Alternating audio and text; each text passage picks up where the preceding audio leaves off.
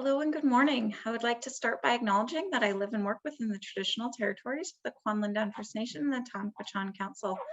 For those of you who I haven't met yet, I'm Breanne Warner, the Executive Director of the Yukon Chamber of Mines, and my background noise today is Nash, my almost eight-week-old son.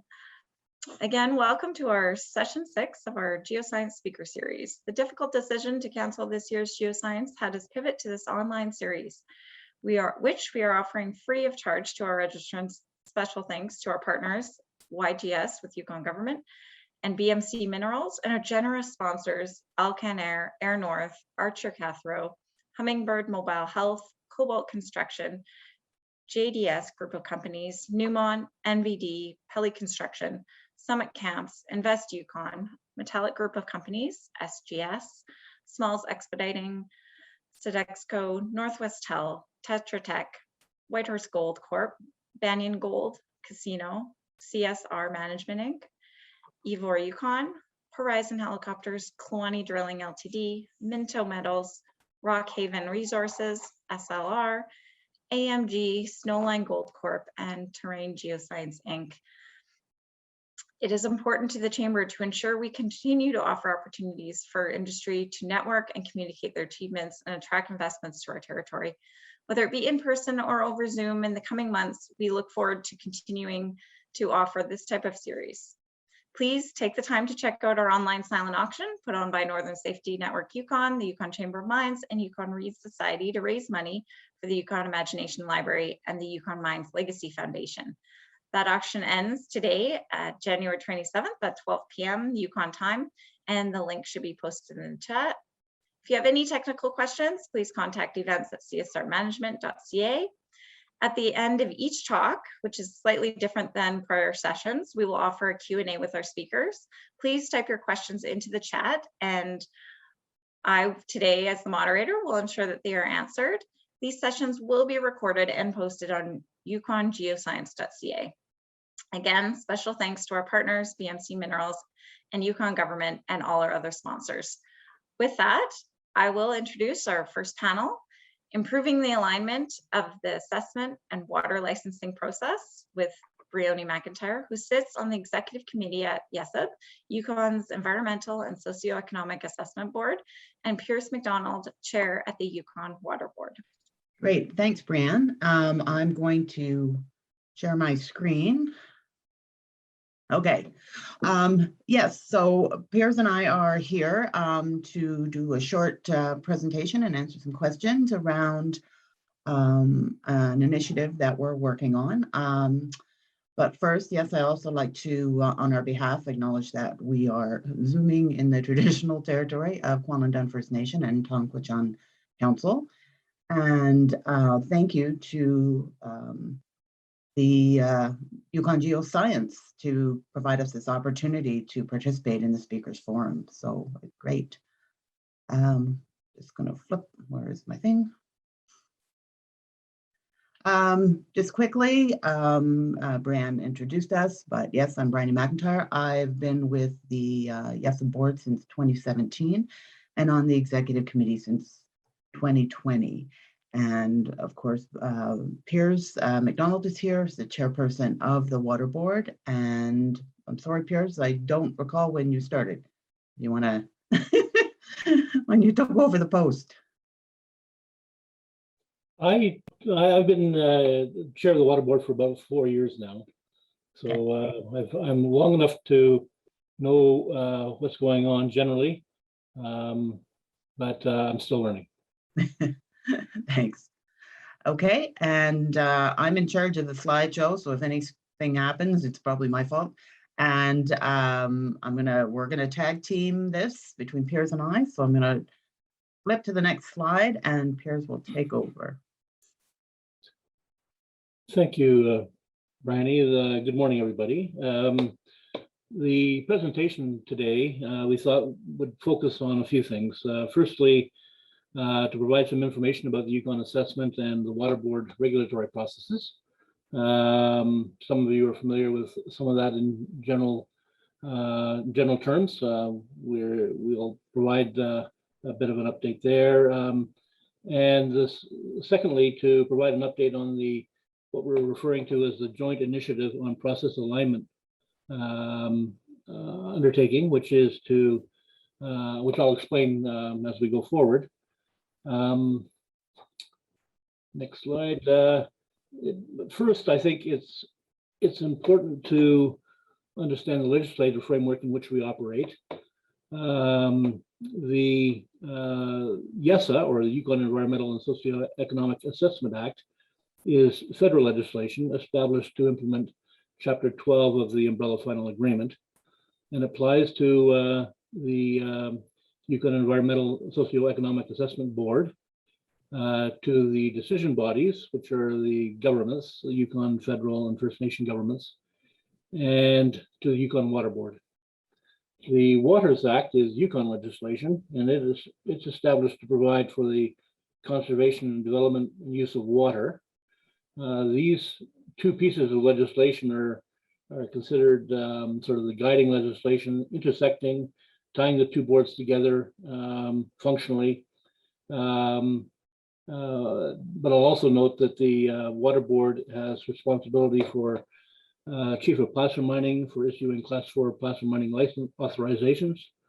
So well, that is part of the Water Board's mandate as well. Okay, thanks, Piers. I'm going to just talk quickly about this slide, and it just provides some more of the basic information. Basically, as most of you probably know, YESA conducts assessments, determines significance of potential adverse effects, and makes recommendations to the decision bodies. We also have the ability to refer proposed projects to another level of assessment. So from a designated office to XCOM or XCOM to a panel. Most people in the process understand that we make a recommendation and then the decision bodies issue the decision documents accepting, rejecting, or varying yes of recommendations. And they also, on the executive committee level, have the opportunity to refer a project back to the executive committee, which has happened a couple of times. And I guess another key point is in terms of the Water Board as the regulator, but not a decision body, they are prohibited through the legislation in terms of issuing a license or approval without a decision document to give them the terms and conditions of the assessment that have been accepted by the decision body. And also that a license or approval cannot conflict with the terms and conditions of the decision document. So they're put in a position of kind of having to, respond and regulate within these bounds. And I'll pass it over back to Piers. Okay, well, as you know, YESA, the board, is an arm's length assessment body established under the legislation, as we mentioned. This implements Chapter 12 of the UFA. The Yukon Water Board is an independent administrative tribunal established under the Waters Act. It's also referenced in and guided by Chapter 14 of the UFA. Both boards are independent with different mandates and different purposes. They're sometimes seen as having intersecting or interrelated roles, but clearing up any confusion about our mandates, etc., in the public side is, as you'll find out, is a prime preoccupation of ours.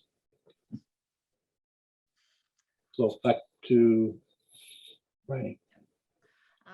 This slide is just a little bit more detail on what YESA does. Of course, as is in the title, we assess environmental and socioeconomic effects of projects. The legislation provides a range of factors that we must consider, which is to take into account in our assessments.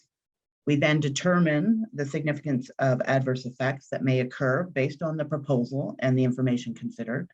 And then, of course, we make the recommendation to the decision body.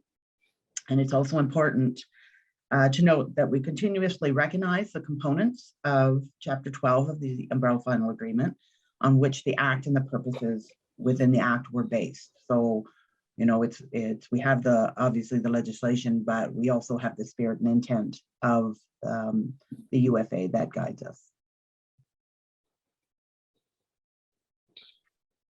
Okay, the Water Board, of course, its mandate is pretty concisely described in the legislation to provide for the conservation, development, and utilization of waters in a manner that will provide the optimum benefit for them and for all Canadians and for residents of the Yukon in particular. That's the Waters Act.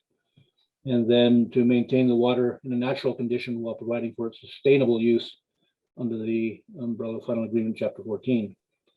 And as I mentioned, the Water Board has some delegated responsibilities for authorizing Class 4 placer mining activities. And that's the Placer Mining Act.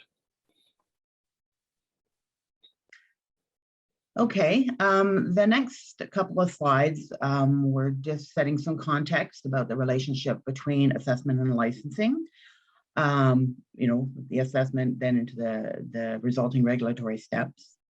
And I'm not just going to read off this. I guess a key piece for us is, for both processes, is how the project is scoped and how the assessment of the project is scoped. So those are critical decisions and factors that affect both the assessment and the licensing. And as we know, submission of comprehensive proposals leads to good scoping of the project activities and effects and informs a good assessment that ideally results in fulsome assessment and licensing outcomes. So we are a system that works together to try to have the best outcomes in products. And I think in terms of the way we're looking at this, it's important when we talk about water that YCM looks to the overall project effects to water, while the Water Board is necessarily focused on regulating the specific things that they're mandated to look at, the deposition of waste and use of water. So broad to specific. And a good example of this is, setting of a water quality objective. So YCM uses this information to ensure we understand comprehensively how the project will meet the objective put forward by the proponent, so that if mitigations are needed to reduce a significant effect, we can be confident that it will. Then the Water Board obviously is looking at the water quality objective and determining the site-specific discharge limits or site-specific requirements to allow project operations. So, we're all in this in terms of looking at things. I guess another point is, assessors have a statutory responsibility to make a determination, right? That's what comes out in the recommendation. And a determination means to make a finding, deciding, or resolving. And we need to ensure that our determinations are reasonable, based on and demonstrate coherent rationale.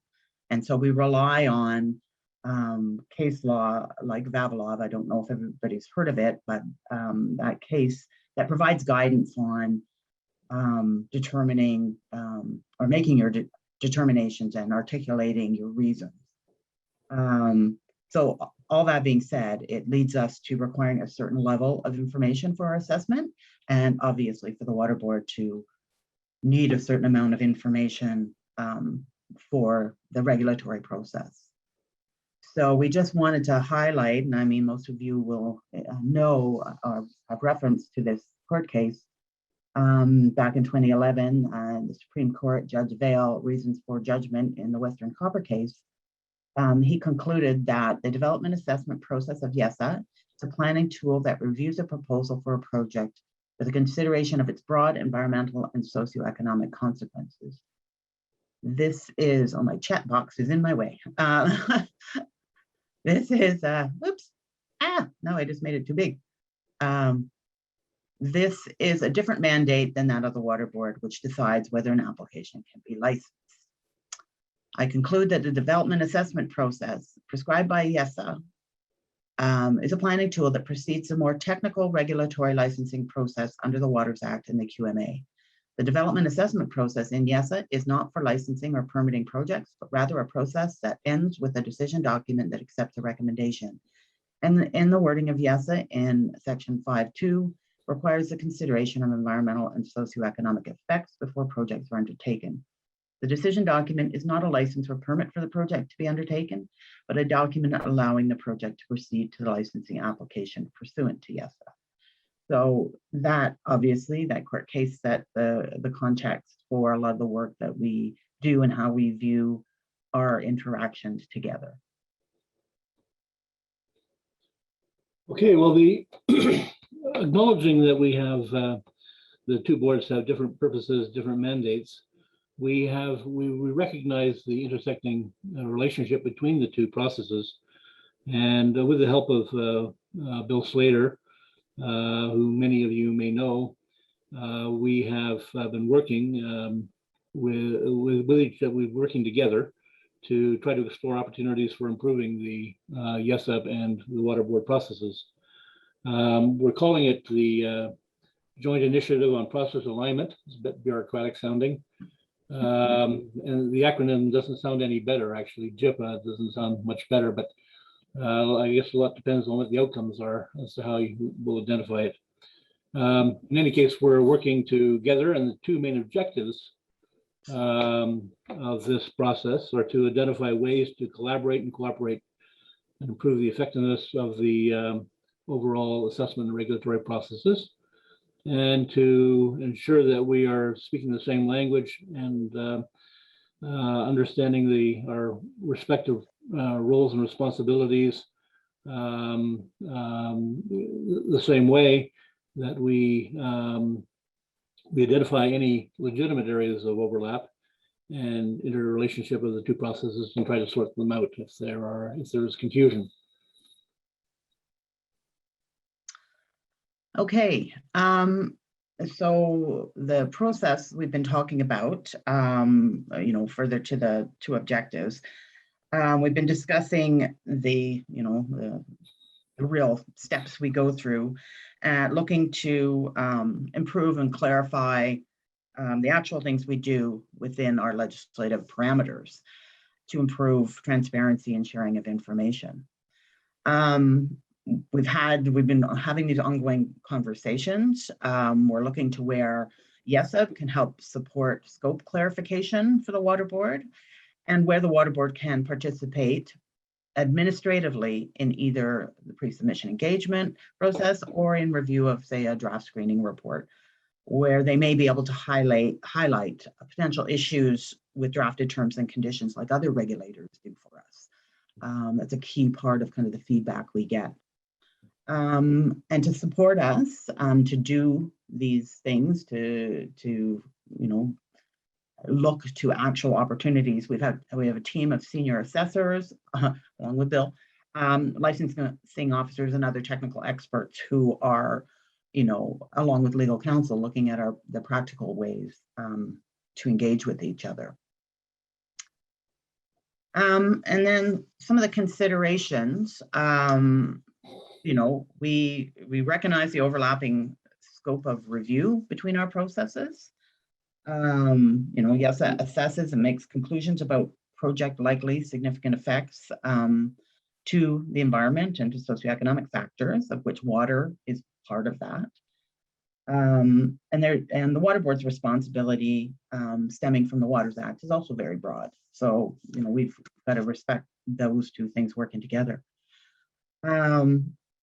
A key link between the processes, and certainly an issue for discussion, is how we manage situations where, scope of the project submitted in a regulatory application varies from the scope of the project and assessment scope set out by YESUP, and that's been a point we've discussed.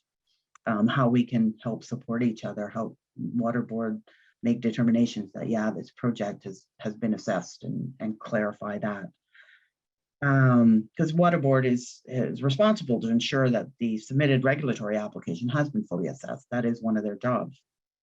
We're discussing potential avenues where assessors and licensing officers can work together to make these determinations, and also to have space to discuss this scope clarification as a project moves into licensing. We also know that projects are refined as they move, from the broad assessment, activities to the specific regulatory submissions. And we, thinking about that, we need to have, some flexibility to manage projects as they move into development, operations, and closure, and help support, whatever YCM is doing in the assessment is helping to support the water board in the regulatory process. So, that's some of the flavor of our discussions, and we're going to be, spending more time looking at the actual things that we can say, okay, this is a process that we can do to work together to meet these goals. So the next steps include, of course, continuing to work together. There new issues do crop up from time to time, and we promise ourselves to do more disciplined post-project reviews so that we can learn lessons from the experience that we have. That part of our relationship is ongoing. We think that communications and education continues to be a priority and should be a priority in terms of ensuring that we and everyone associated with the assessment and regulatory processes understand the framework in which we're operating and what the requirements are. We feel that some outreach to industry and community organizations is a good idea, and obviously what we're doing right now is a bit of that outreach, but I think we expect to do more.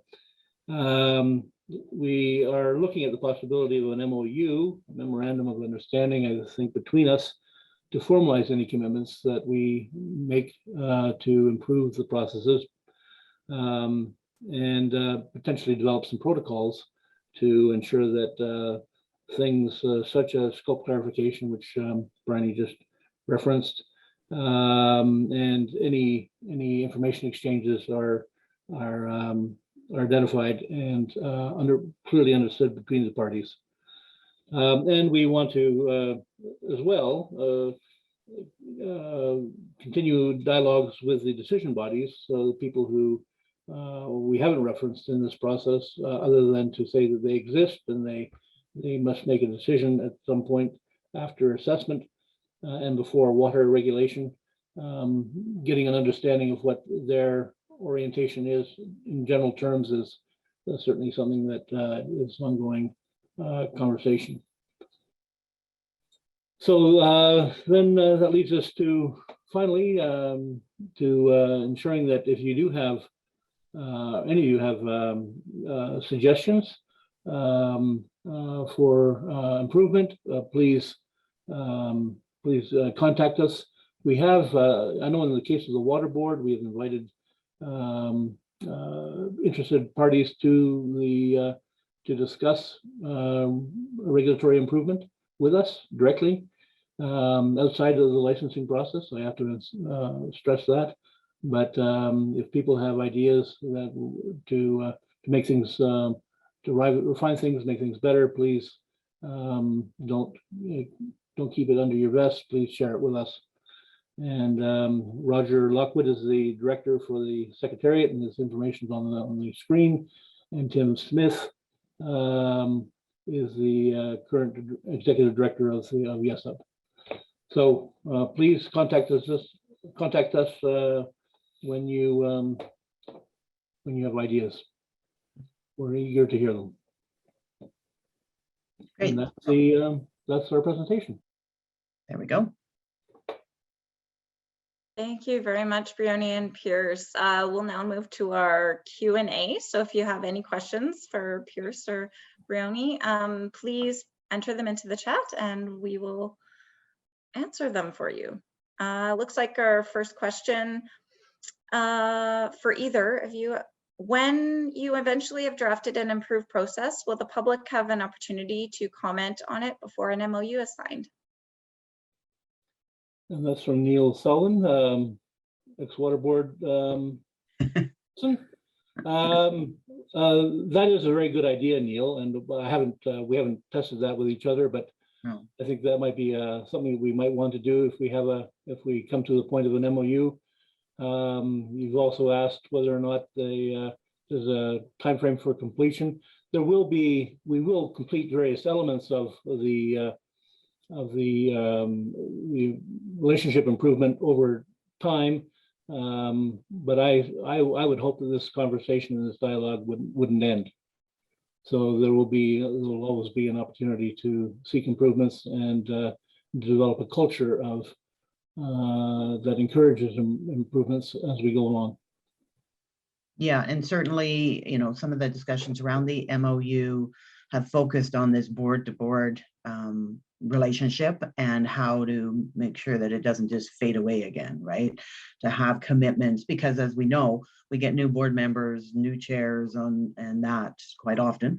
And so we need to continue that education and understanding of the two processes and how they link together. And so that's critical.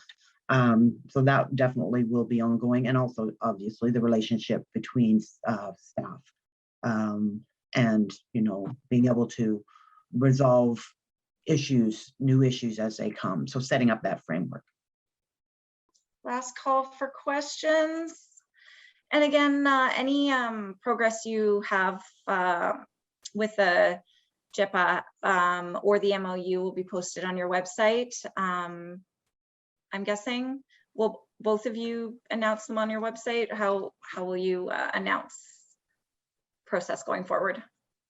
I'm sorry, I was looking at the chat because I see Laura Haney. That's okay. So anyway, so you want to know if once we sign the MOU, we'll be posting it?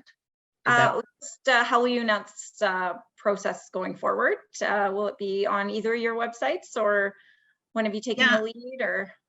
Well, yeah, we'll have to discuss that. I mean, in terms of, the MOU and other things we're doing, how we're communicating that out. I think it goes to also, like to Neil's point about, are we talking to people before we finish it? I think the two boards need to get together and go, okay, let's think about some of these practical things. We've been doing the upfront stuff and not thinking next. So we're not really there totally yet. So not a great answer, but yes, definitely, as things formally get done, then they would be out, and we would advise regulators and decision bodies and whoever else needs to know. So there are a couple of questions here about engagement with other regulators, territorial and federal, and whether or not we're looking from Steve Morrison, whether or not we're looking at how other jurisdictions manage these processes and relationships. Firstly, we haven't, certainly the Water Board has not yet through this process engaged with other regulators, but we are in regular contact with other regulators, and we're trying to find improved ways of talking to those regulators without interfering with our adjudicative process, which is as an independent administrative tribunal. So as an example, with when we're talking about, as a regulator, when we're talking about the identification of security for a particular operation, we understand that for example, for quartz mining projects, that the security can be secured under the Quartz Mining Act. It can also be secured under the Waters Act. We both have obligations to meet the public interest there. And we also recognize that it is also in the public interest that we are as coordinated and predictable as possible. So that requires us to try to thread the needle, to speak to each other, try to get common understandings. We do have common guidance documents, but there still needs to be more work done in the identification of security. And so in that particular case, we have been talking to the Yukon government in particular about about how we can improve the identification and calculation of security. So yes, we haven't done it through this joint initiative between the Water Board and YCM. But I'll certainly take the comment and bring it back to that joint body for further discussion. I think I've answered Lori Henderson's, but whether or not we're talking to government regulators, yes, as I mentioned, as a regulator, we're talking to other regulators. And to answer Steve's question, yes, we're very familiar with other processes. The legislative framework is different, but there are similarities. And I know our executive director has been sitting on a group that gets together between the 3 territories at least, and describes and shares experiences in their own assessment and regulatory processes, and we try to learn from that.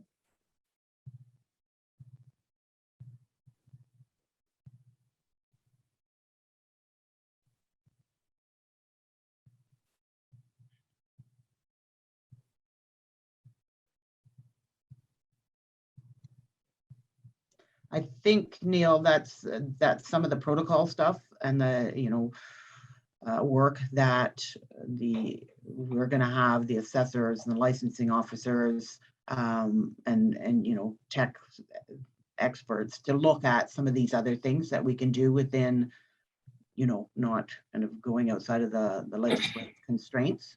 So that's work to come that we're starting on. To get going and look at those points. Like I had mentioned, the pre-submission engagement process and how Water Board staff could help, be involved in those processes. I mean, that's just a potential example. Or, reviewing terms and conditions and flagging things that may cause issues in the licensing process after a decision document is issued. So we've got some of those ideas, but we haven't gone to like the next level of detail on that. It was more, throwing ideas around and making sure we're touching base with legal counsel. So, particularly for the Water Board, that they're not, potentially putting themselves or their staff in a position that isn't going to work for them.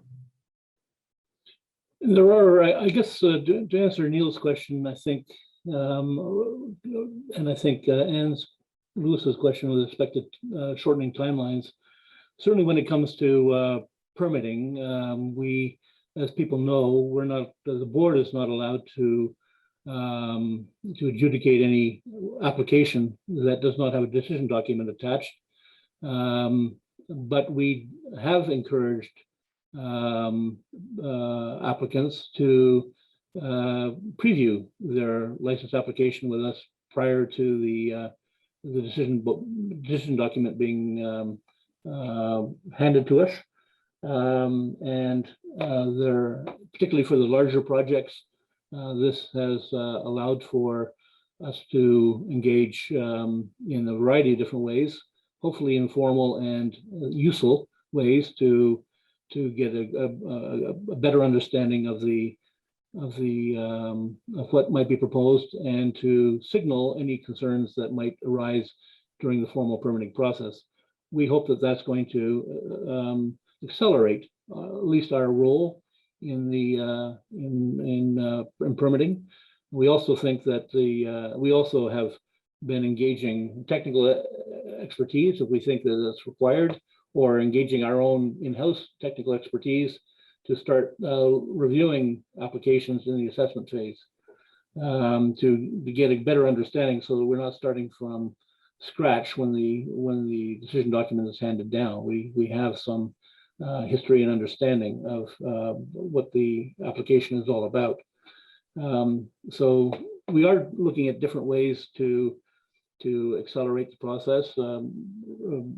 Brian mentioned a concern that routinely comes up, where where projects are evolved during the assessment phase and into licensing.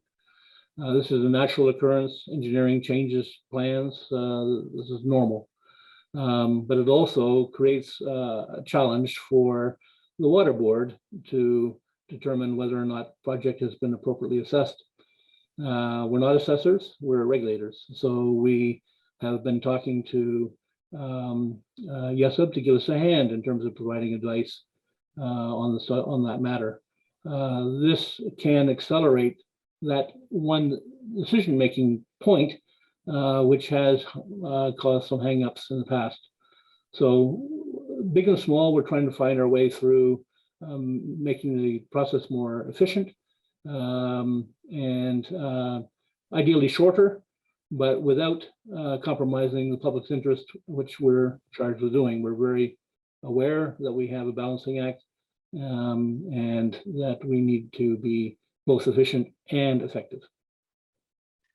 I think I'll just add, I mean, along with, you know, the pre-submission engagement process that we will be launching this year, you know, the goal is to you know, get better guidance to proponents of major projects to help when we get into assessment, we have, you know, project proposals that can get into seeking views and move through the system. I think all of that upfront, having all the participants there will help in terms of that front end. The other thing I just wanted to note, and I don't know if there's any Placer people online, is we've launched the what are we calling it, Placer Form 1 or something online, and it is basically to, you know, facilitate submission of the Form 1 with like lessons learned from over the years of looking at Placer projects and you know, looking at, hate to say the word, it's not standard mitigation, but things, you know, in terms of mitigating project effects for the proponent to be able to put that into the Form 1, which will help particularly the designated offices in Mayo and Dawson, which the bulk of their business, to, you know, undertake those assessments with a focus on kind of what's other about that, and move those assessments through the system quicker. And then obviously that means it gets to the water board sooner, and, you know, they have good assessments to issue their approvals on. So. Perhaps I can answer a question from Anne about COVID. Yes, the COVID has impacted our staffing situation, and I think the executive director has done a pretty admirable job of keeping things going, but it has been challenging. And like all of us, we all have to learn to deal with each other remotely. So we haven't had a board meeting in person for over almost 2 years now. And we've been managing the staffing situation as best we can, trying to understand the protocols so that we keep everybody safe. But as far as we're concerned, as the water board, it's business as usual. People can do what they need to do with it, and we will respond professionally with them. The second question, prevent projects from returning to YCM as a result of project improvements. Well, of course, it's to put it colloquially, it's everybody's worst nightmare if a project goes through so many years of assessment and then comes to the permitting only to find that they've made some improvements and changed the project so much that it doesn't qualify for as being assessed under the legislation. And certainly trying to avoid that outcome is something we try to do. However, if we're compelled under the legislation if we see that a project has been substantially changed, then we will be obligated to send it back. But we don't feel confident as a regulatory board in making those determinations, and so hence the seeking of advice from the people who are professionally qualified to provide the advice. And frankly, it was one of the main reasons we wanted to engage with YCM and speak to process improvements more thoroughly, because this was and has been a big issue on a couple of big projects. And I know certainly the applicants have suffered a lot of heartburn from this, and as the board, but we have to follow the law as we understand it. And I think ultimately the way to prevent projects from returning is to make sure that they're scoped in a way that discourages, or that covers off potential change in the scoping, or in the mining plan. Yeah, and from YCM, you know, COVID at the very beginning did impact, wasn't our staffing situation, but it did impact operations in terms of the ability for First Nations to participate. I mean, we're still having that in particular cases, but we had implemented an ability to extend. That is no longer, with that provision ended. The board made a decision that let's get back to our timelines. So 2021, beginning of 2022, we're all fine in terms of working with projects through the normal deadlines. Our staff is mostly working from home, particularly with the latest order. So, but there are some people who come in the office, but we've been pretty flexible, and it seems to have worked. The second question, at Pierce's last point, it really is all about the scope of the project and the scope of assessment, and we're really relying on the PSC to help bring those issues to the fore when we are reviewing project descriptions. And that's why one of the areas to discuss with the water board is how their staff can be involved in that initial look at the project, because that's where we're going to start building that picture of what this project is. So, you know, it's a big focus for YCM. I think also, and I don't know if some of you may be familiar with what we're doing with Faro. It's a joint assessment, but we initiated sessions during adequacy around water modeling, adaptive management, and socio-ec. And we're continuing those, not the water or the adaptive management, because those are finished, but the socio-ec technical committees, we're calling them SATACs, with participation of the 3 First Nations, the proponent, and Yukon government, to now discuss, you know, what are we talking about here in terms of VSECs and indicators. So we're doing a deep dive with a larger group, kind of thinking around the model of PSC, and it's working really well with Faro. We know we're going to be wrapping up our public comment period here soon, in a couple of weeks, and or end of next week. And we're going to continue on. We've got 2 more SATAC sessions coming in spring, and that'll help us, you know, get going on the actual assessment. But it's a really collaborative work that we're doing with Ross River, Liard, and Selkirk, along with CERNAC as the proponent, and with technical input from Yukon government. I can't see this one. Hey, Neil Sullivan's asking a question about the role of the EMR providing the sort of final consultation with First Nations, and making commitments that for which they don't have permitting authority.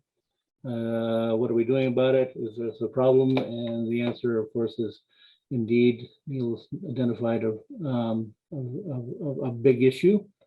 And certainly we started dealing with this ourselves as a water board when we acknowledged that with the change of with various court cases, we might be obligated to provide, if we're acting for the Crown, we might be obligated to provide some final consultation with First Nations before decision.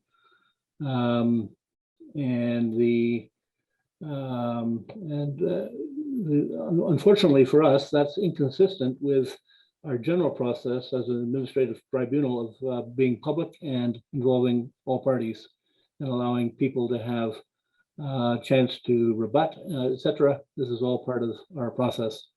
That's inconsistent with government-to-government negotiations that may affect the outcome of a decision.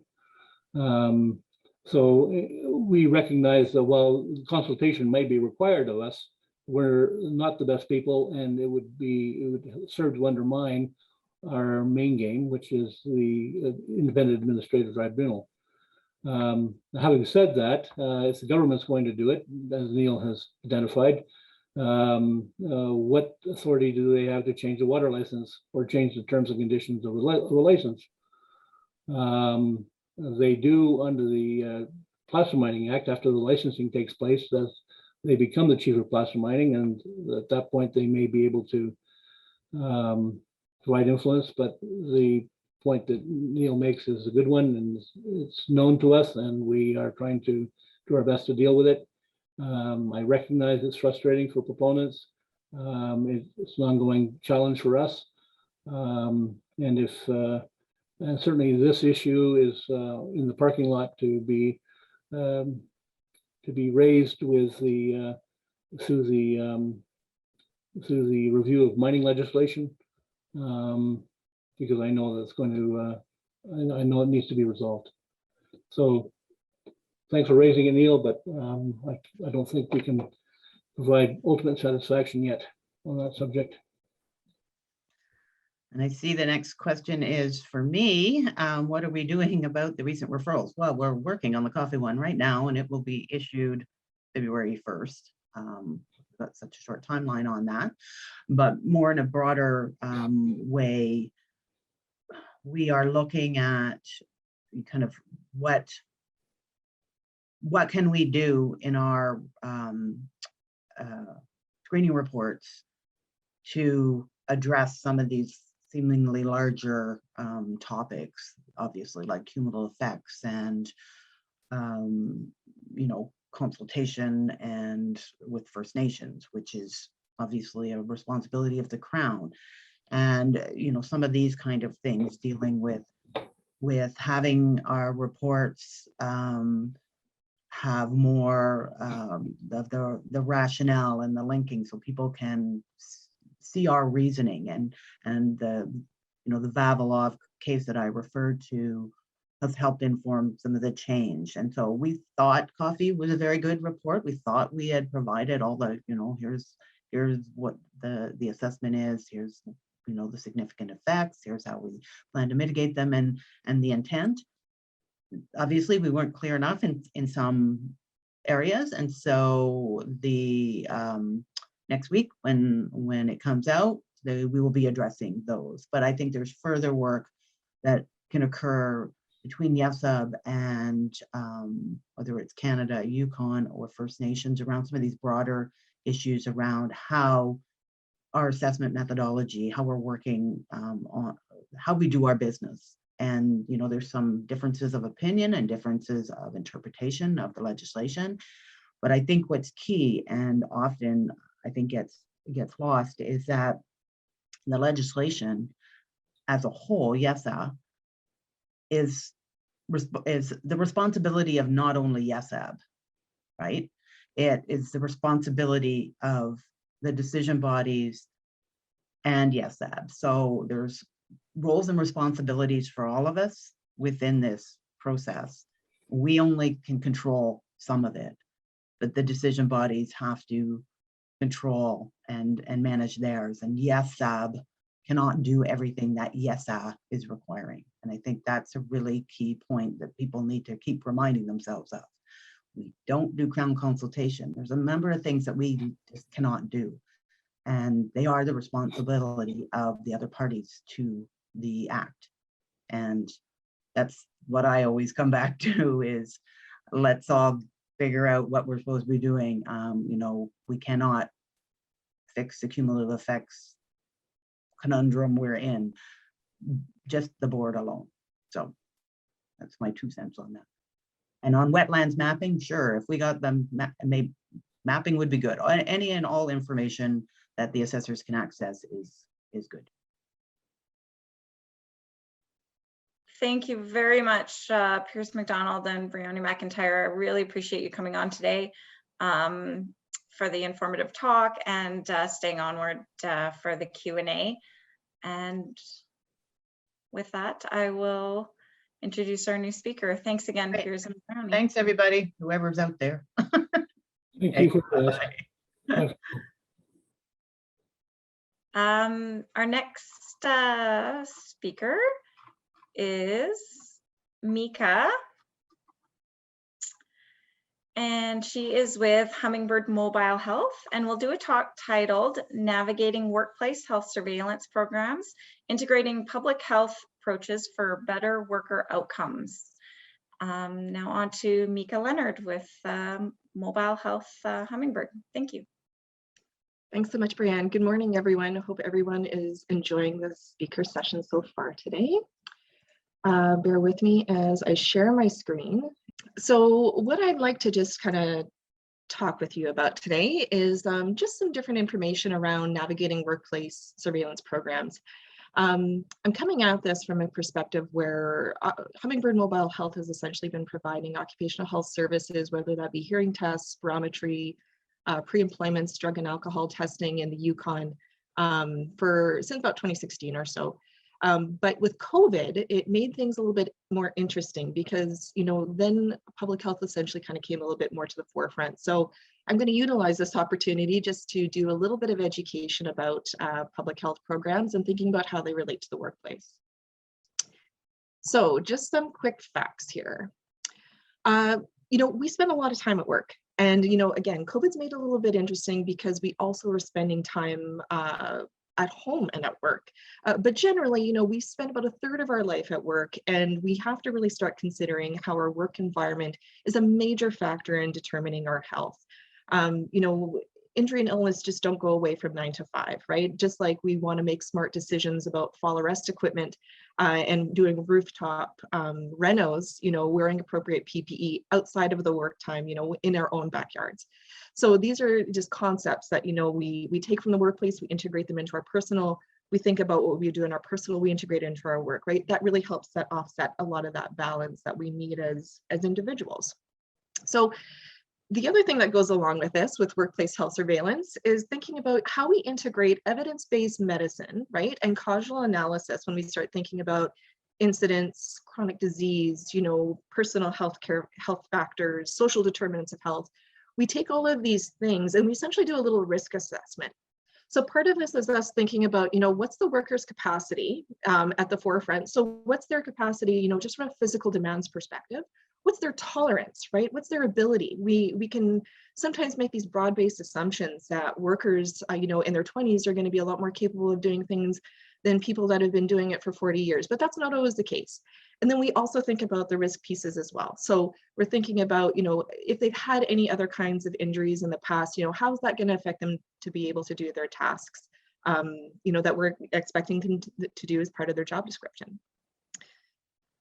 The other thing I've just kind of thrown in here, you know, what a thing to throw out a Freud quote, you know, at a mining conference, you know, first thing in the morning.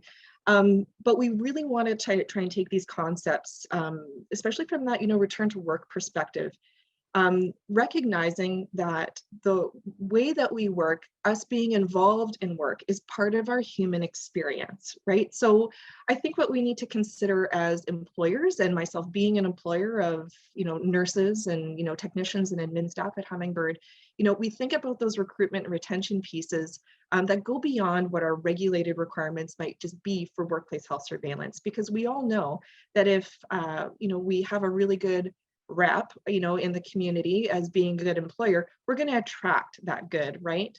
And that's what we want to think about just from our own productivity perspective.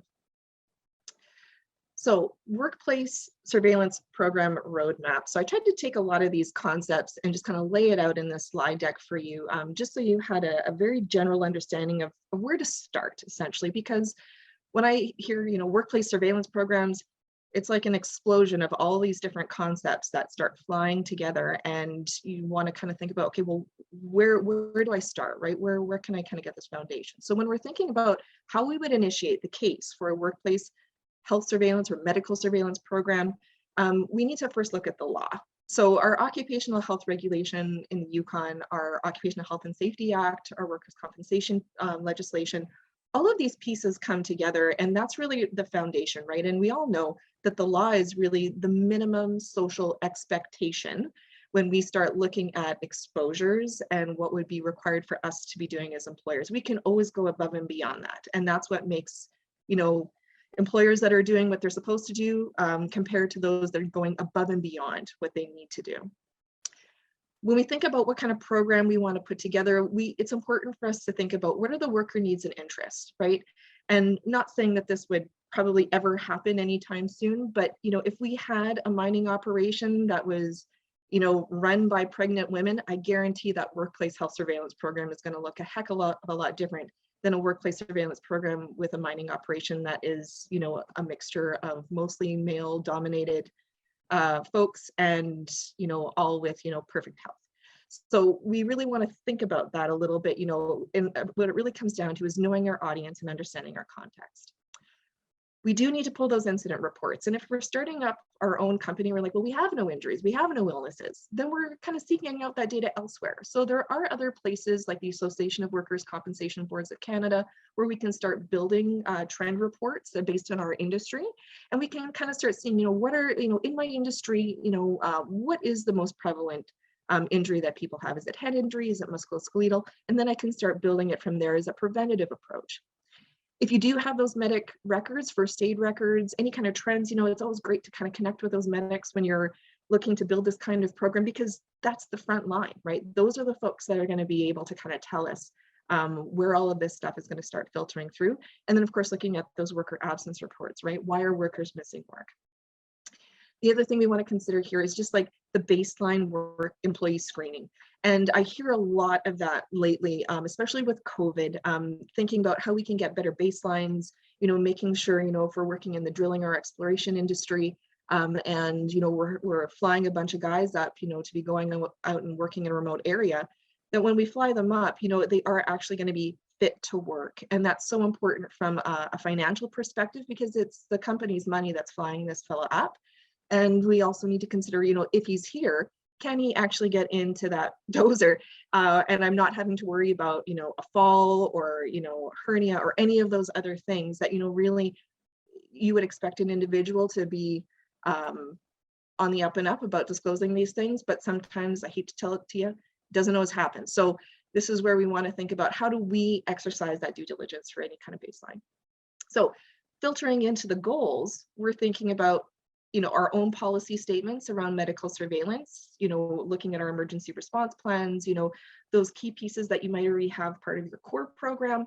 We're thinking about the goals. We're thinking about, are the goals realistic, and, all those other factors that go along with evaluation and who are we going to involve.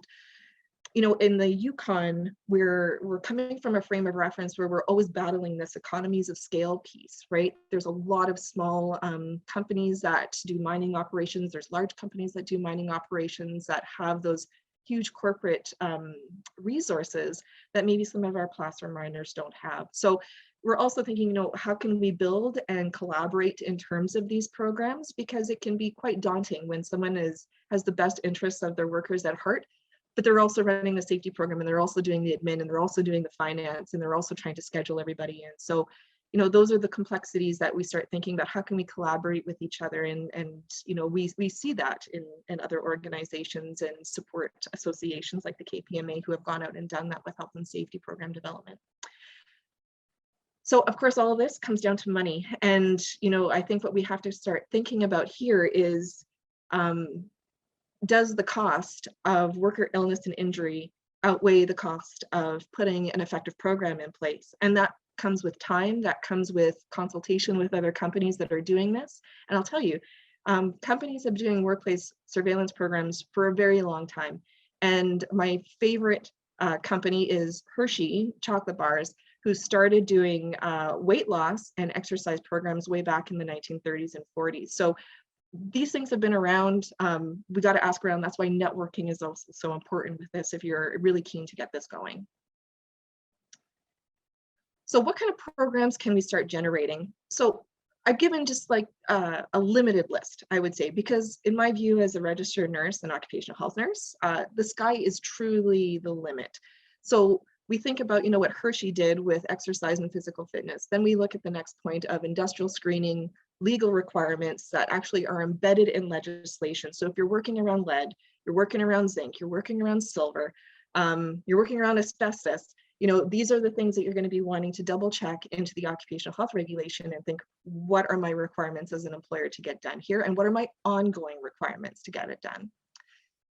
We're thinking about, you know, how do we integrate, you know, any kind of education around nutrition or weight control. You know, the MSK is musculoskeletal, ROM is range of motion health. So this is us thinking about, you know, people that are operating equipment and not taking those breaks that they need to walk around. And, you know, I'll tell you as a nurse, I recognize working with the transport industry, our long haulers, our long haul fellas that have been doing this for over 40 years. And some of those chronic disease pieces that start popping up relating to back pain, circulatory issues, you know, not getting up and walking, not doing proper ergonomic practices, that all catches up with us in time. I threw prenatal health out there, back to my, you know, placer mining operation run by pregnant women. You know, this is something that really you don't see a lot of, but the reality is that it happens in camp. It happens where we have ladies that are coming into camp that are pregnant. So we need to think about how we're actually supporting that in camp as well. Sexual health is always a big one. You know, I love getting my updates from Alberta Health Services, you know, when, you know, we have these like syphilis alerts. The reality is that it happens. So health promotion, health prevention, having condoms, you know, having counseling available, thinking about how we kind of communicate, you know, healthy boundaries in a camp. Those are things that start to come up as well. Smoking cessation is huge. I know that's where a lot of the important decisions are made, but at the same time, it affects us in the long term. So we really try and think about, you know, not only from a health perspective, but even from a time productivity perspective. Of course, we know that addictions are everywhere, and you know, thinking about, you know, any kind of drug and alcohol testing program, it's that's sort of a no-brainer there. But thinking beyond that, you know, when we really start thinking about working with our workers in a holistic point of view, and thinking about what we can do to support, you know, people that are struggling with addiction, whether that be themselves or in their families, and offering any kind of counseling or employee assistance program services. Those sorts of things really assist with our workplace surveillance. And, you know, at the end of the day, you know, when people feel supported, they generally produce more, and they generally become more loyal and are more committed to you as a worker. Thinking about the mental health, wellness, coping, psychological health, you know, CSA came out with the psychological health and safety standards a long time ago now. Those are great tools for us to start as starting points to start thinking about how we might integrating a psychological hazard piece in our workplaces. And of course, legislation with OH&S and WCB have helped with that as well. Oops, sorry about that. Fatigue, also a good program for us to start thinking about as well. I can speak as a healthcare worker, done my fair share of shift work, and you know, what we know is that, you know, when we push people to their limit, we tend to get worse patient outcomes. And that's no different from worker outcomes. So, we know that, we tend to have more incidents when people are pushed a little bit harder. So when people are on a 3 and 3 or 4 and 4, tend to see a little bit more incidents, more hazards that are not being mitigated. But at the end of the day, it's finding that gentle balance, right, about what's going to be good for your productivity, but then what's also going to be good for your workers. And in my view, right, our workers are our greatest human resource. So we should always be thinking of them first. Other types of programs, financial wellness, and also thinking about how you might integrate complementary therapies like acupuncture, massage. I mean, this might be part of a benefit package that you have in place, or maybe it's something that your workers are asking about and you're wanting to do a bit more research about, or even foot care. I'll say, as someone who's also worn my fair share of steel toe boots, I can tell you right now, foot care is incredibly important, very important as you start getting older. And, however we can start getting that training and getting that education out there, it really helps people in the long run. So I wanted to just take a little bit of a focus onto the toxic effect piece for programs, just because a lot of us are working with different types of chemicals. We're being exposed to different types of minerals that actually have toxic effects on our body. So when we start thinking about workplace health surveillance programs, exposure is most often looking at, the lungs and the skin, right? That's what we tend to see a lot more in industry. Healthcare is a little bit different, right? Where we start thinking about, skin puncture and those sorts of things. But we know we're working with all sorts of volatile stuff. Now, effects of these exposures can either be chronic, so I've said here, more long lasting, you tend to see them a little bit later in life, but chronic could be a little bit more ongoing, even, like months or weeks, right? And then it becomes an ongoing issue. Acute exposure is something we're most likely going to see between 0 and 72 hours post-exposure, right? And that can be a huge gamut of things depending on what you're essentially exposed to and for how long, right? So I've given some pathophysiology examples. Pathophysiology meaning these are disease states.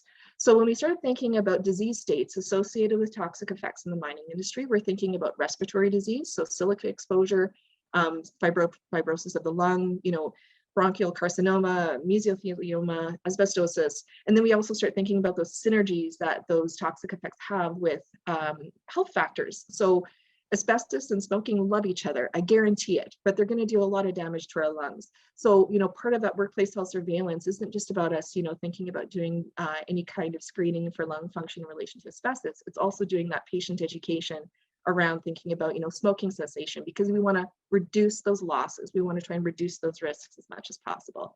And if people have already existing chronic conditions like COPD or asthma, we know those are going to intensify potentially with and be quite synergistic with some of these effects. Other things that we start to see popping up in relation into mining, contact dermatitis, so rashes and whatnot, but those things can actually quickly evolve into skin cancers, right? Especially when we start thinking about exposures to arsenic. So we have oncology monitoring and screening to consider here. So when we're exposed to things like cadmium, vinyl chlorides, lead, arsenic, mercury, all of those things, we want to start thinking about, what kind of screening do we need to have in place in order to be able to identify as a preventative measure if our worker is being overexposed. And then we can start thinking about what other types of hazard controls do we need to have in place in order to prevent that further injury from becoming a chronic issue. So taking it to the public health piece here, we're now thinking about the vaccinations. So, I've been doing pre-employments for a while. Tetanus, hepatitis B, I've always asked for it. If you're going to be going and working around rusty metal, man, I want to make sure you have your tetanus shot. So we have seen this integration of COVID as part of the vaccinations, but if you've done mining anywhere else in the world, you know that there's a multitude of vaccinations that are required for various countries. So this is that public health angle that we see kind of getting integrated into the workplace surveillance as well. TB prevention and screening. So for working in more remote areas of Canada, this is something that you are, going to be wanting to think about as well. We're thinking about, how we address sexually transmitted infections in the workplace. And this is where I had already spoken about the counseling. Being able to have medication on hand to help treat that infection becomes huge. And, at Hummingbird, we work with physicians, we work with nurse practitioners who are licensed here. These are things where we want to be able to assist with those prescriptions that might come up in relation to, whatever is kind of happening on site. And of course, I mentioned the pregnancy already, but, the one piece that goes along quite well with that prenatal, especially when we start thinking about, mining and exploration, is, some of those chemicals, some of those tasks, may cause, heterogenic effects. And we know that pregnancy complications do happen at work at the best days, but what's that going to look like if you have a lady who's pregnant on a mine site and the nearest, healthcare center is 300 kilometers away? So these are those complexities we want to think about in our policy. We want to think about it in our hiring, and we definitely want to think about it if we have someone as a worker at that time, how we're going to support them. So a little bit about some of the advances in screening and testing, a little bit of a food for thought here. So, COVID is what it is, but I will say this with COVID, we have come leaps and bounds in COVID when we start thinking about the uses of molecular technology. Hummingbird works with Thermo Fisher. We also work with Songbird. We work with Abbott.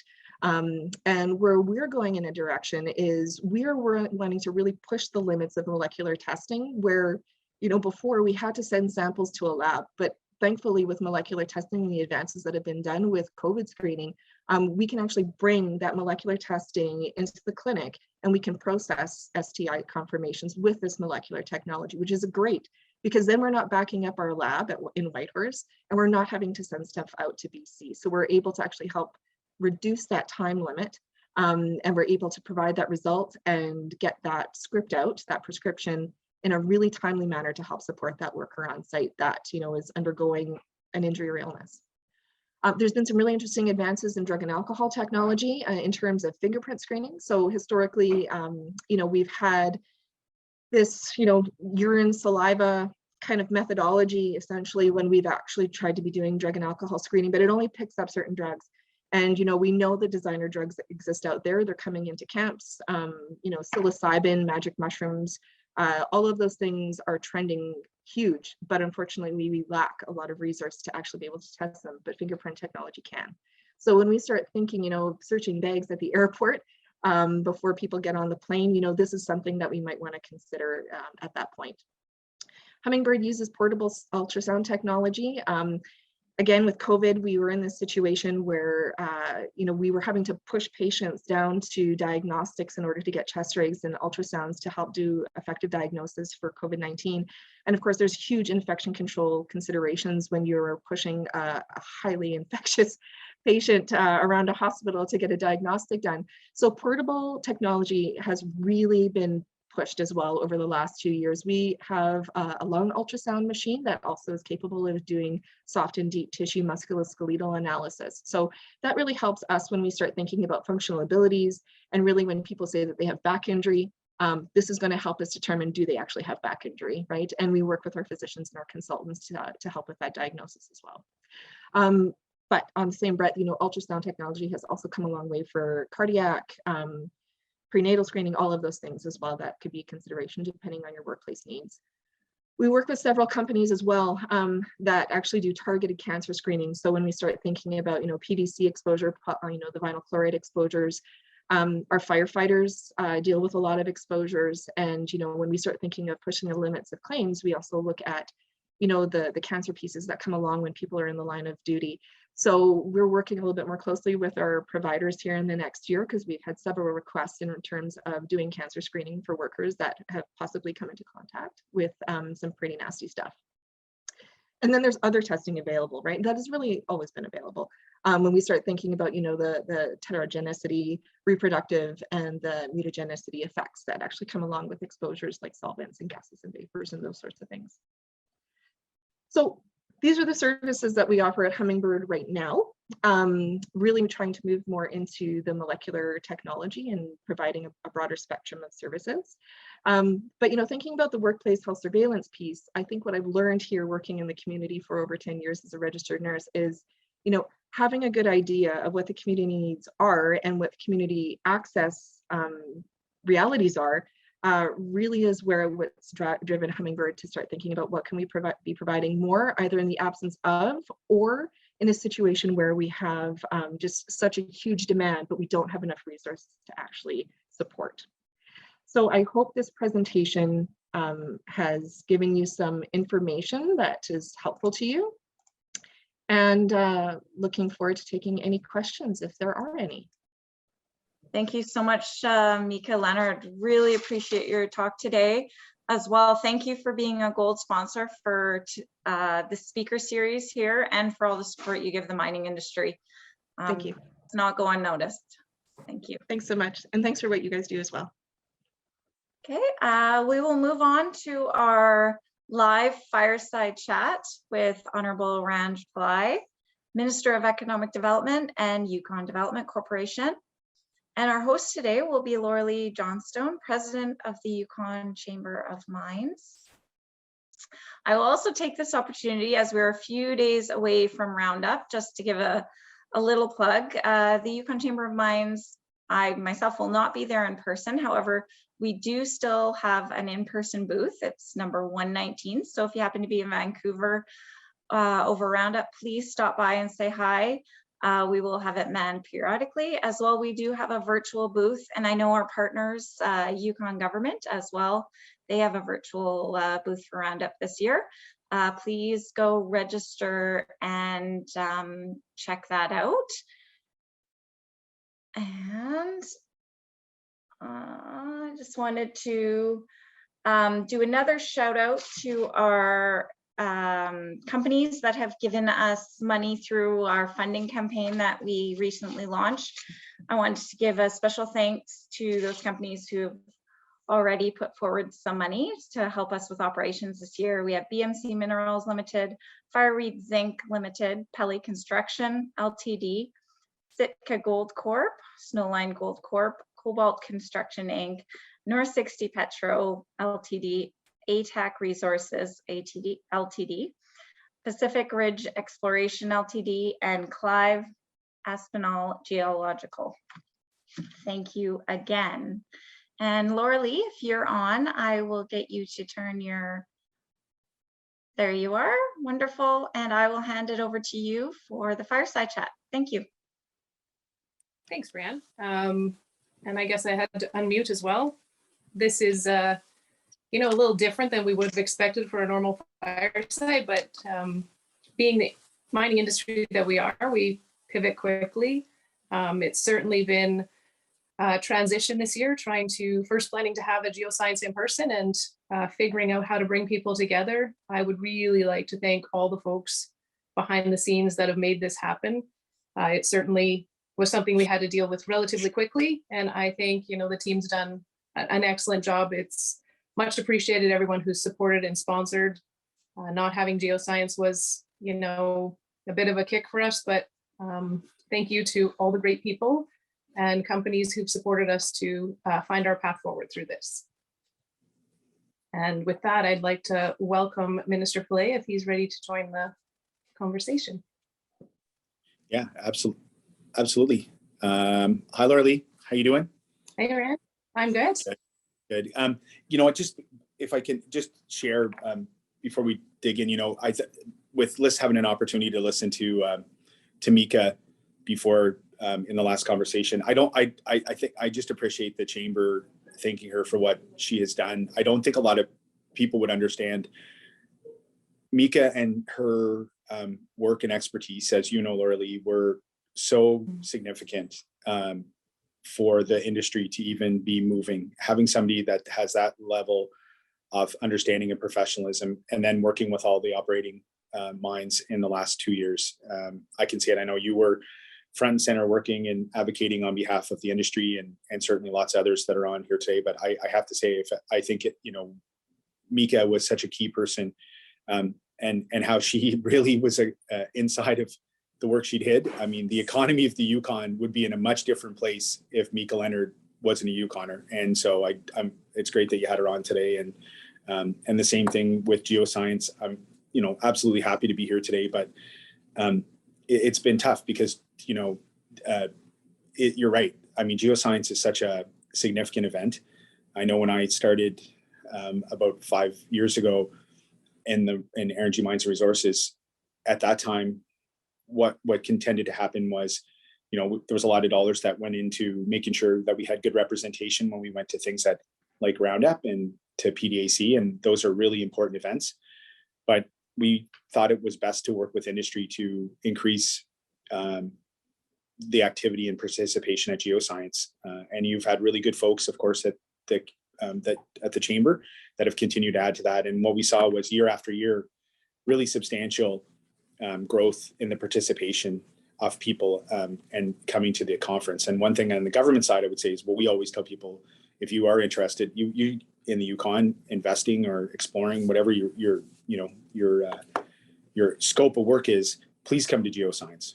And in turn, what that happened was it was a huge impact, a positive impact for our business community, our hotels, our restaurants. So you're right. Not only is our business community missing that this year, but it does at a time of year when, third week, fourth week in November is a great time to have some exciting stuff going on. It's not always our favorite time of the year. So looking forward to next year's Geoscience, and for government to be there with you and continue to put the capacity in place that's required to make sure that conference continues to grow and spreads the word about how good the Yukon is as a place to invest.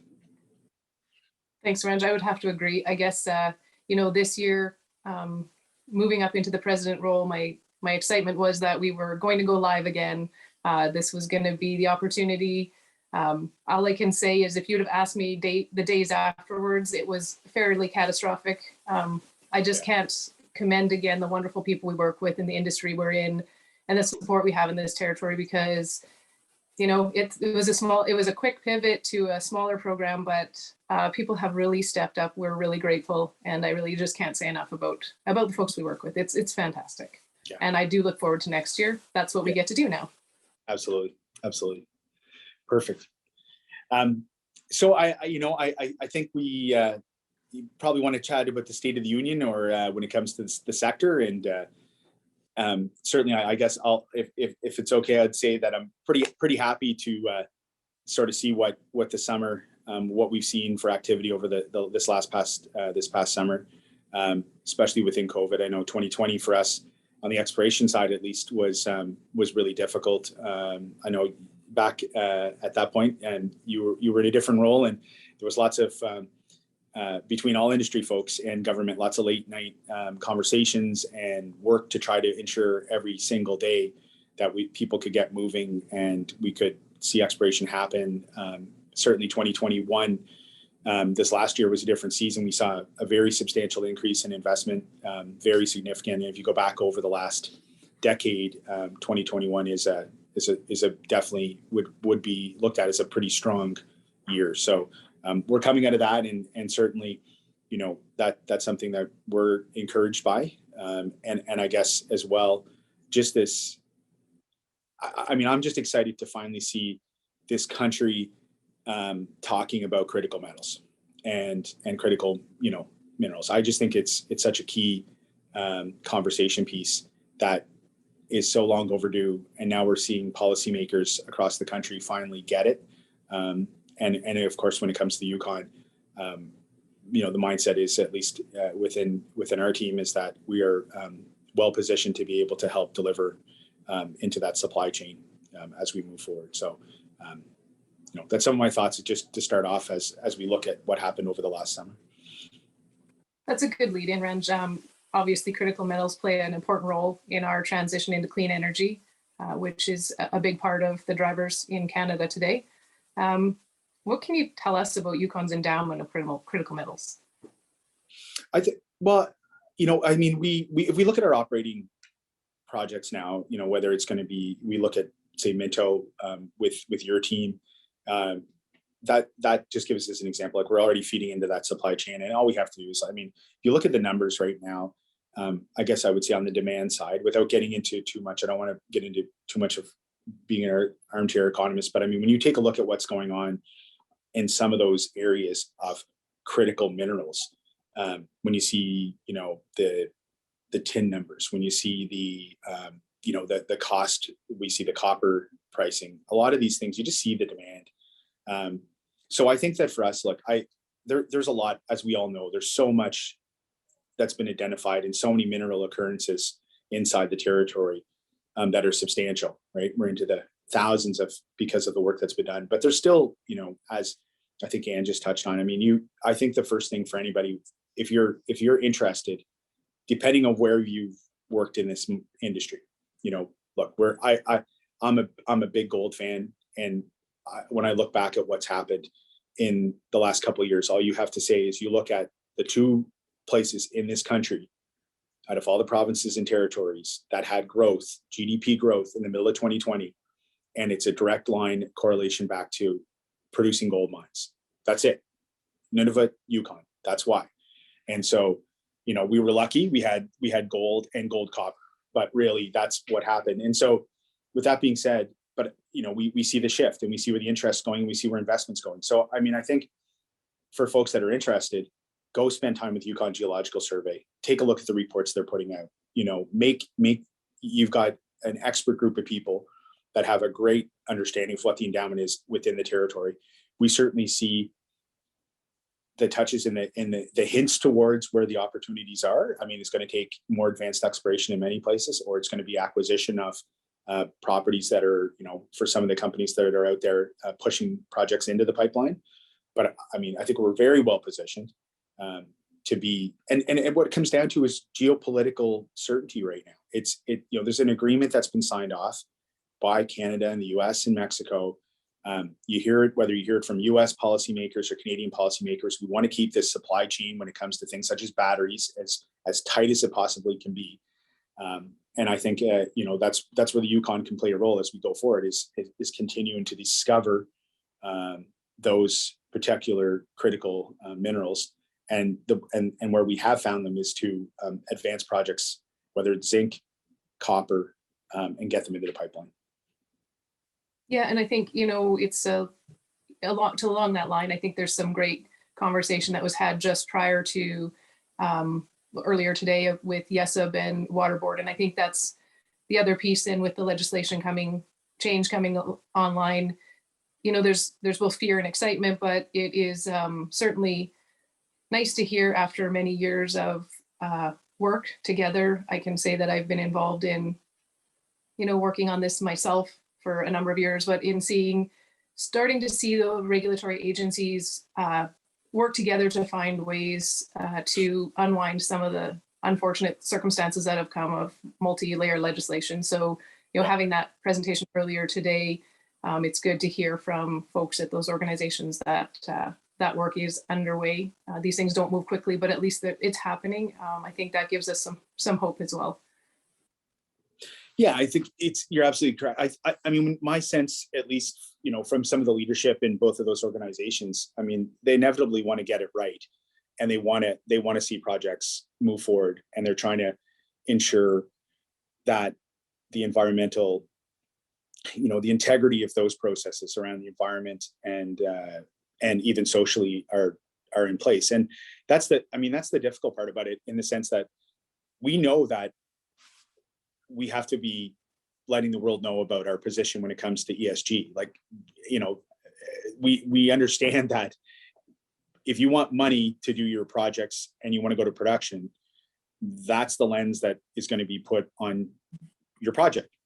And so having the rigor around the environmental assessment, water licensing legislation, they all feed into that to position you to be able to receive the money. The challenge, of course, is those are all the things that we sometimes can get frustrating because of time and energy, and folks feeling it sometimes that they might have to be going through redundant processes. Like that's, so we know that the folks in Water Board or environmental assessment or regulatory inside the Yukon government are continuously trying to fix that, and we have to get it right. I mean, it's refreshing to be in the position of Minister of Economic Development, where I'm on the side of promoting mining and I'm not on the regulatory side, because now I can maybe, you know, even though it's in my own team members, I can share my own prerogative on that. We have to get that right, because if it goes too far either way, you're either going to not hit the ESG pieces you want, or it's just going to be too hard to move projects forward.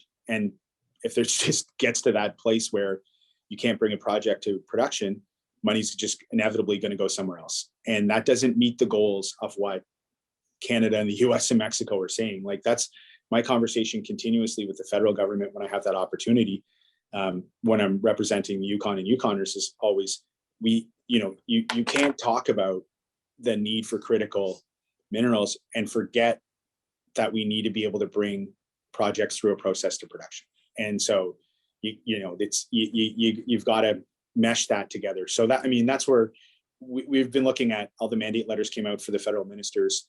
A number of them have critical minerals in it, whether it's export, the minister in charge of export, Mary Ng, it's innovation with Minister Champagne, it's Minister Wilkinson around NRCan. So all of those folks we've talked to since the mandate letters have come in and just emphasized the importance for Canada to understand, yes, we do have the endowment. Yes, we understand ESG.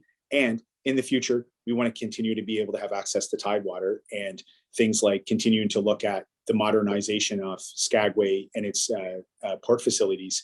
Canada has to be at the table on this because this is a national conversation. This isn't just about the Yukon, and it's really a North American conversation if we look at all these agreements that have been signed.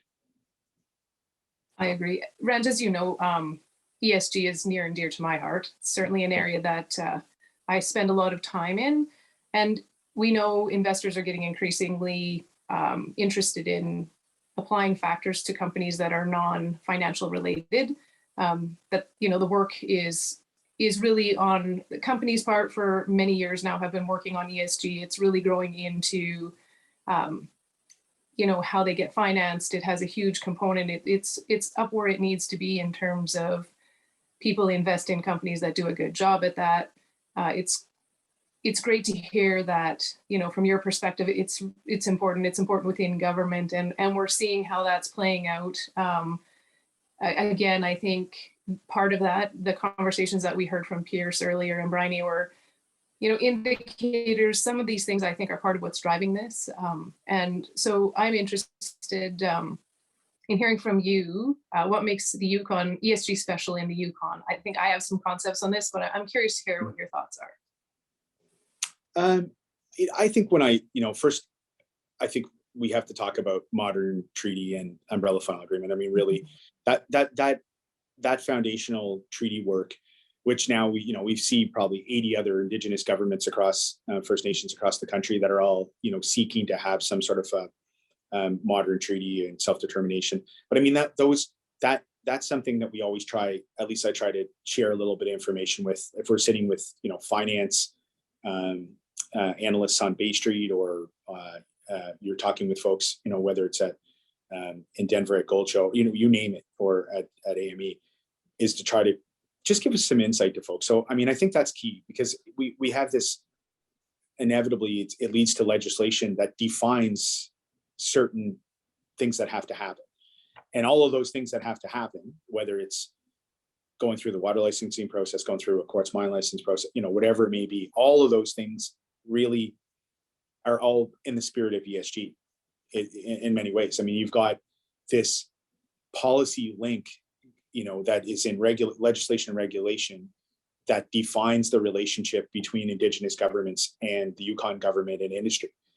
You're not going to find that. People try to emulate that, in other parts of the country, but it's there, and it's fresh, it's new. Like, we're growing and we're maturing as a territory. I mean, it's one thing for people to be like, oh, it was a while ago, like we signed that framework and it was 40 plus years ago. Well, it's only been 40 years. I mean, there's other parts of the country that have been dealing with, the evolution of their regulation and legislation for, over 100, hundreds of years almost, in the sense of, like, even if you look back to where they were as provinces, even pre-Confederation. So I think, we're still learning that, but I think that's key. So what are the key things? I think that modern treaty is key. I think when we talk about the social side of it as well, we're a community. I mean, inevitably we all know each other, and we can talk to each other, and it doesn't mean that everybody has the same perspective, but people have relationships. And I think that helps when you have teams or people that are in the sustainability side of that work, like the work you've done, or that, Anne does, or others, that you're going into communities, and there's a foundation of relationship. So therefore, when you start to understand how to deal with the social impacts, or try to mitigate impacts at a social level, you have that in place. And then I think, I'm kind of going at it backwards, but on the E part, I would say that, you just had folks today, again, that are on here. I don't know if this is I would guess that having the mining sector, all of the senior folks that lead environmental assessment and government all on a call today is not happening in every province and territory, and everybody knows each other. You know what I mean? Like so I think that and so that because they know each other, there can be more dialogue. Like I don't know, other jurisdictions that probably have that same understanding. So I think that, when we look at the ESG piece, we've got that environmental piece, which you had a dialogue about today. I think it's well structured, and we're just trying to improve it. How do we improve it? Socially, again, a real good understanding and socially, and plus those treaties also lead into the opportunities. I mean, the project that you work at, there's just such a, the team that you work with at Minto, I have to say, like, it's such a unique situation where you've got a critical mineral being extracted on a very significantly designated land, which is, as you and I know, others that might out there might not be as aware of this, which is a Category A land, which means that the First Nation that's traditional territory you're working on, Selkirk First Nation, they have their surface and subsurface rights. And so royalty regime goes back to the First Nation through the Yukon government. We just, deal with the process, but I mean, inevitably the royalties land with the nation. And then of course, in your role, you're working with them consistently on, things about relicensing or permitting, any of those things. So I think that's a very unique situation. And so it really adds, you can see that positive social impact because royalty is going right back from the project. And then the nation can, invest that in the things that they need or want to invest it in. And at the same time, it's providing very positive economic impact to the Yukon as a whole. So those are the kind of the pieces that I think when we think about ESG that are unique to us. I don't know if I got that answer, if I got those answers right. You had some thoughts yourself, so I'm not sure. Oh, I don't think there's a wrong. I think from each of our different perspective positions, there's some neat opportunities. Some of the uniqueness I see in the territory, I guess, I feel blessed to have fallen into this line of work. It certainly wasn't something I looked at to start with, but, being born and raised here and having an interest in being on the land myself, and knowing many of the people, having lived in many of these small communities, if we're going to have industry, it's also, it's very rewarding for me to be part of industry and look for, win-win situations. If we're going to be out there exploring and taking things out of the land, we need to find a way to find benefits for the communities. And well, it's not always easy. One of the unique things I like about ESG in the territory is, and this is going to sound a little crazy, but the number of governments, right? So you have so many decision makers and you have so many people interested in, it's a very challenging process to find the middle balance, but it's probably one of the most rewarding things on earth when you do. So like I personally have, I have a personal investment and interest in it that goes well beyond what we're seeing in terms of, how we categorize and how we track what we're doing from an ESG standpoint for investors. So it's a very broad spectrum for me. I think the Yukon has, I think you really hit on it in terms of we're all, it's like a family, right? You have cousins, second cousins, the whole 9 yards, but really everyone knows each other there's very little degree of separation. So I find it a really rewarding place to work in the territory. It has its challenges for sure, every job does, but I really do, I like the work that I do here. So yeah, I'm glad we got to touch on ESG because I think from a personal standpoint, I think we're both very engaged in it. So it was neat to hear that from your perspective. To move on, I think, many of our listeners in the territory might be interested in the Yukon Resource Gateway project. Can you give us an update on that? Sure. Yeah, I mean, at this point, folks would have that are kind of watching closely probably would have seen the work that was procured over this last year or last year. Now that we're in 2022, that really focused on the Little Salmon Carmacks traditional territory, Carmacks, and that work building out and improving infrastructure to what is a very promising area in the Yukon, of course. When we think about, Carmacks, we think about, I guess, the first big projects that come to mind, of course, are, Western Copper with Casino. And of course, that's been a project that has been on the radar and looked at as a really significant, very, very, very world-class significant project for a long time. And over the last year, you've had one of the biggest miners in the world spending time doing due diligence, trying to understand, what the future holds of a potential relationship between Rio and Rio Tinto and that company. So at the same time, the government of Yukon, of course, through the resource program, is continuing to look at investment in those areas to upgrade road infrastructure. And then you've got lots of other projects that are in that area as well, and and substantial juniors that are doing work. So I think that right now, I mean, you'll see that that's the key place. I kind of look at it in sort of, when I think about my mindset around it, is sort of kind of 4 significant spots.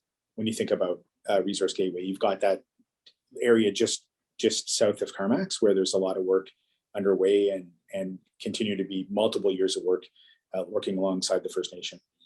The next area is more on the southeast part of Yukon. So there was a lot of work that was done to put agreements in place. So that's around the Nahanni area, just outside of Watson Lake, as well as the road infrastructure between Watson Lake and Ross River. And so when we think about that area, for listeners that aren't as aware of what's happening in there, you've got the Kutsukai, the BMC project, which has been delayed on a decision we've been waiting to work with the federal government on, and just a great group of people that are moving a project forward and doing the right things and working with the community, and it's really substantial when we think about critical minerals. And so that area and upgrading that road is the deals have been signed off, and that is moving towards getting ready to be able to be procured, and the baseline, and being able to go out and do all the baseline work that needs to be done in those areas. So that's sort of that Watson Lake area, and that's in conjunction with both the Yard First Nation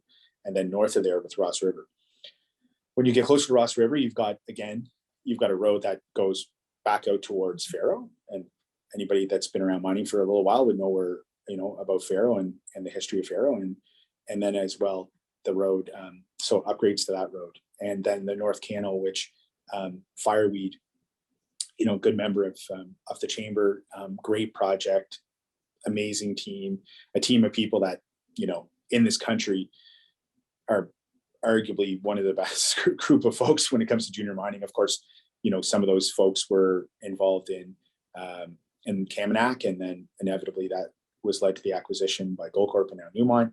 And then same folks, if anybody's watching at a national level, Great Bear with John Robbins, same teams behind it, like just exceptional ability to move projects forward. But of course, this one with Brandon McDonald and Fireweed down at the end of that road. So the North Canal, again, agreement signed, and working with the First Nation, Energy Mines, Resources, and Highways to move for road upgrade.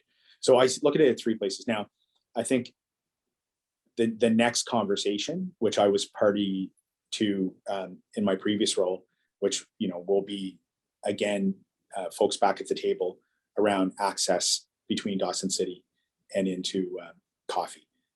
There's been very promising information that's come out for Newmont.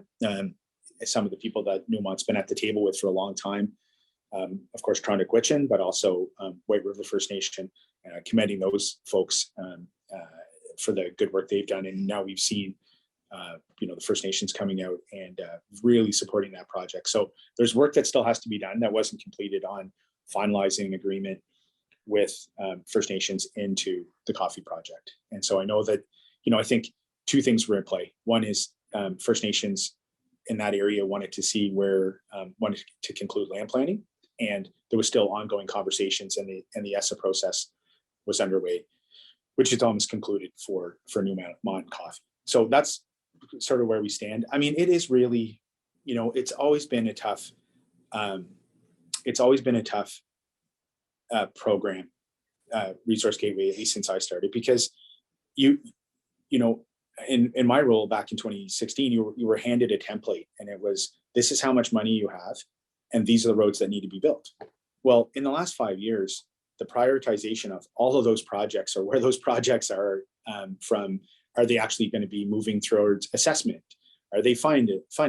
Did somebody else get ahead of them? So that's, you're trying as a government to provide certainty, but you're also trying to be able to react appropriately and effectively to the industry. So, when back in 2015, it wasn't, or 2016, it wasn't like everybody was talking about particular projects that are now. I mean, 2016 was the acquisition. I mean, off Kaminak to Goldcorp. That's where that was.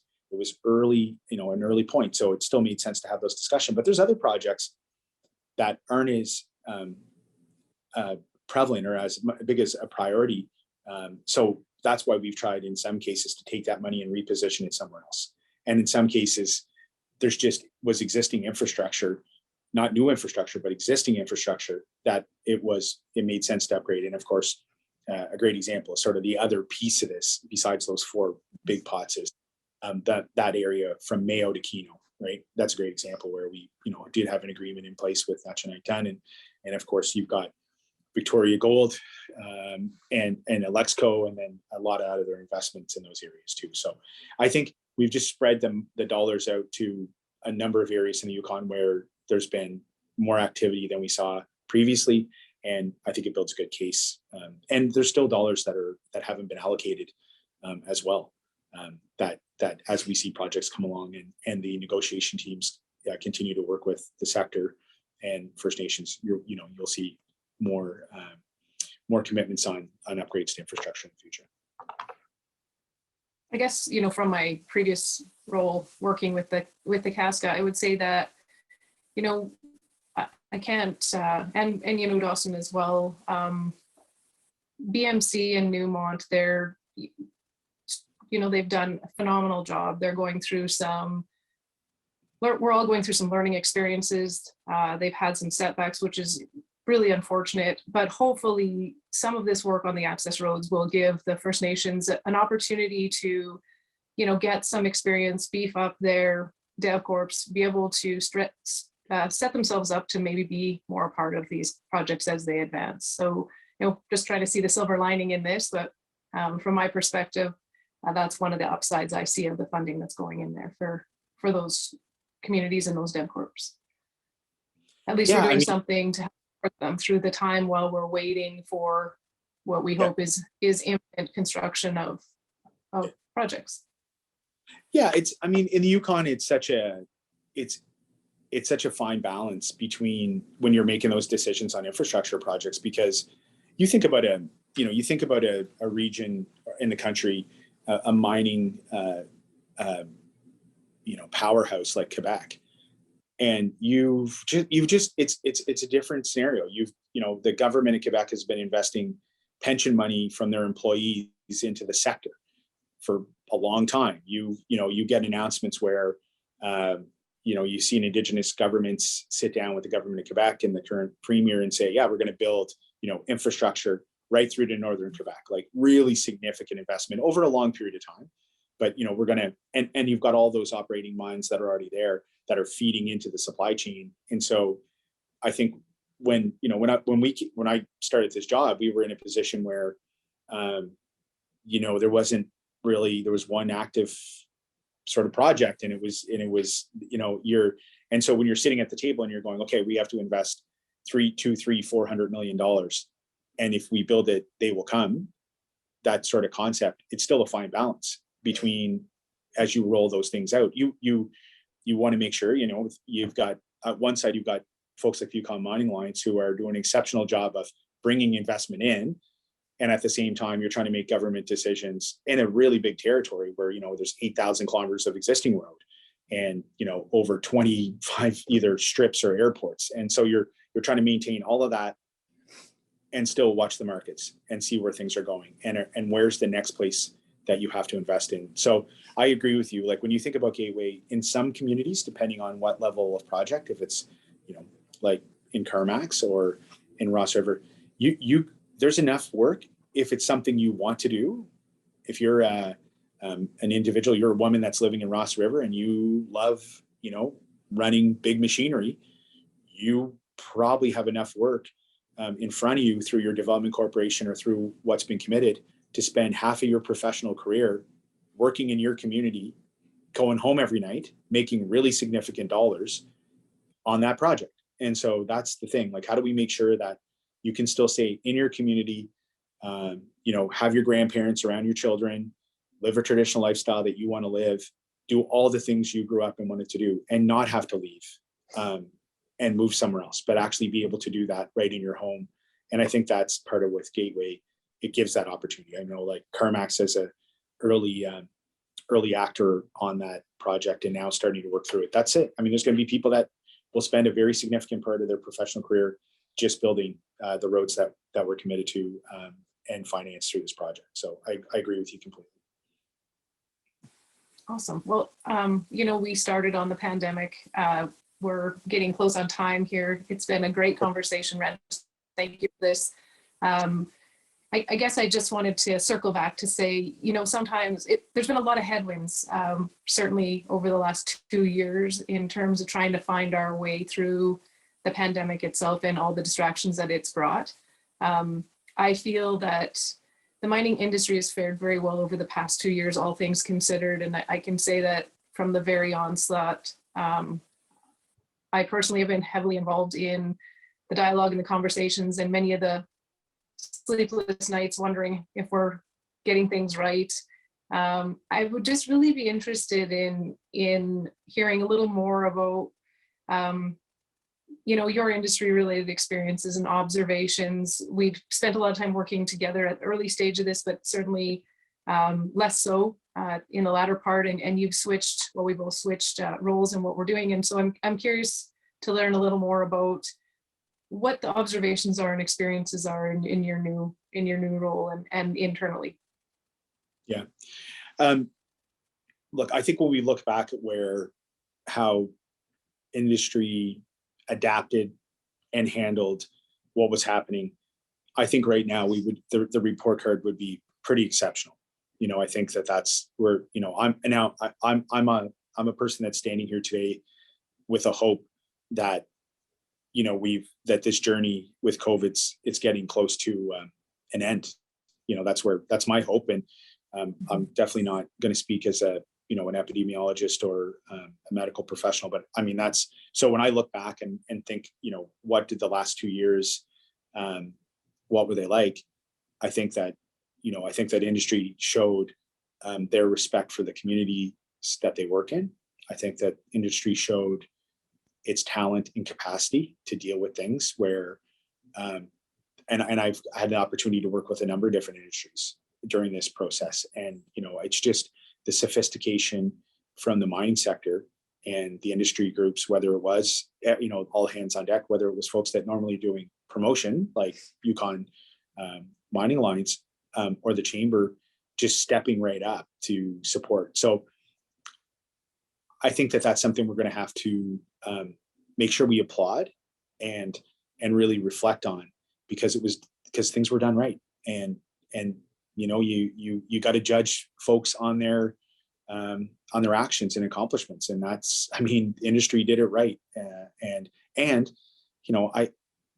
I think that when I think about part of the industry, when I think about COVID, I have to say this, when I think about the gold part of the industry is, I'm a huge fan of gold mining. We are, kudos to Victoria Gold's team that are about to get some exceptional accolades very quickly here at Roundup, and their team based on, we've seen press releases come out from AMI Roundup, but also, it protected the Yukon when it came to our economy. Placer had an exceptional year in 2020. We saw gold prices really bounce because of the instability in the world.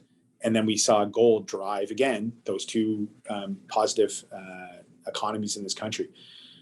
So I think that we have to remember that mining, even when we have that instability in our economy and our society, it was really important. It was really important to keep that moving and now that we're coming hopefully to what we see as conclusion of this experience, we're in better shape than a lot of places because of that.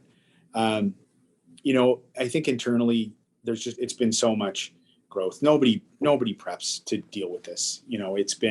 It's in some ways it feels like it's been 2 weeks. In other ways, it feels like it's been 20 years.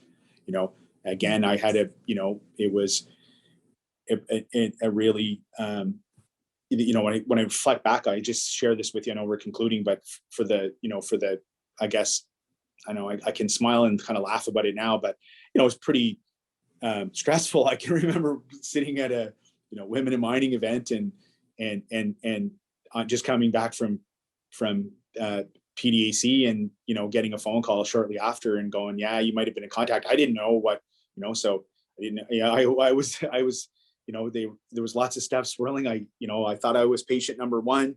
I wasn't, but went in, had to go through those testing protocols early, and it was all new, and it was tough. I mean, you're learning about all of that and what that meant, and what was going to happen. So I think for us, that's part of it. I think when we look back, I mean, there's some things that we can reflect on. I think for industry and what we've learned, I think internally, all I would say is, look, if you want to move stuff, if there's political will to move things, not everything, but when it comes to the Department of Economic Development and lots of other departments who did, finance behind, and of course, health and social. But look, I think a lot of folks deserve accolades. The people that I had an opportunity to work with at that time was Energy, Mines and Resources, understanding they still had to make sure that we were moving things at a time when it was hard to keep all your capacity, whether it's in the private sector or the public service, at the table doing what they needed to do.